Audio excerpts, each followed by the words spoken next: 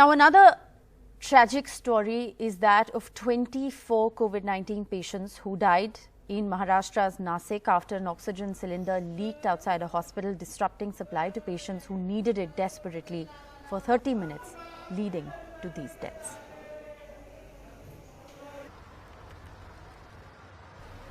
The oxygen tank that you see behind me is the exact oxygen tank where yesterday leak happened. Now the process that you are seeing right now, another a tanker with liquid oxygen has come in to refill this tank, and these valves that you see, there was a leak in one of these valves, and yesterday the same process was to happen smoothly when an oxygen tanker was supposed to fill this tank, which will then supply the oxygen to the hospital at the Zakir Hussain Hospital in Nashik. However, because of the valve leak somewhere, that is the reason where the leak happened, and in this tragic incident about 24 people died. Now the question is that when this liquid oxygen gets refilled in this tank, well, because of the leak,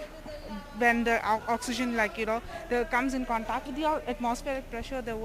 it vaporizes, and that is the reason there was white fumes which filled this entire area. And due to the cold temperature that the liquid oxygen is stored in, it's actually very difficult for the fire brigade, who in fact was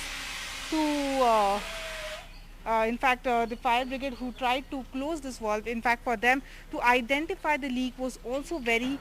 difficult, and that is why they could not, the 30 minutes were wasted, or you can say it was a delay of 30 minutes, and that is the reason the crucial 30 minutes were lost, and oxygen supply, the pressure dropped, and the oxygen supply had to cut down for the hospital. But the question is also whether there was any alternate supply that they should have made before cutting down on the supply or not. That is the main question, because oxygen, when they were cutting down on the oxygen supply,